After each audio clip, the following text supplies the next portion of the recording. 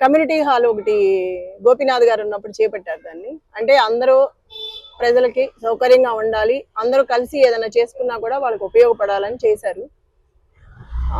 మనం అంటే స్లాబ్స్ వరకు అయిపోయినాయి, ఇంకా తర్వాత స్టార్ట్ చేసినప్పుడు వర్క్ అంతా ఆఫ్ చేసి, అంటే అధికార పార్టీ తన చేతిలో ఉంది, తను చెప్పినట్టు చెయ్యాలి, నేను చెప్పిందే నడవాలి. గోపీనాథ్ గారు చనిపోయినాక ఇంకెక్కువైంది. అది అడిగేవాళ్ళు లేరు, ప్రశ్నించేవాళ్ళు లేరు, జనాల్ని భయపెట్టాం.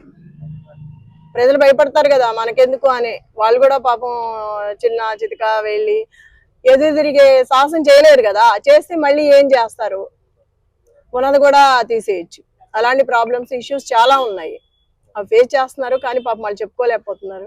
కమ్యూనిటీ హాల్లో నైట్ టైము కూర్చొని కుర్రాళ్ళు గంజాయి చేయటం, ఆడపిల్లలకి ఇబ్బందిగా ఉండటం, పక్కన కుటుంబాల వాళ్ళు కూడా చాలా ఇబ్బంది పడుతున్నారు, చెప్తున్నారు మాకు చాలా ఇబ్బందిగా ఉంది అని. నిజంగానే చూస్తే మనకే తెలుస్తుంది.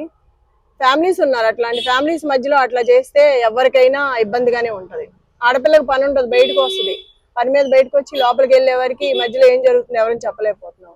అట్లాంటిది ఇళ్ల మధ్యలో ఇట్లా చేస్తే ఎవరికైనా భయం ఉంటది కదా, ఒక ఆడపిల్ల బయటకు వెళ్ళి ఇంటికి వచ్చేవారికి. అలాంటి సమస్యలు చాలా ఉన్నాయి ఆ గల్లీలో.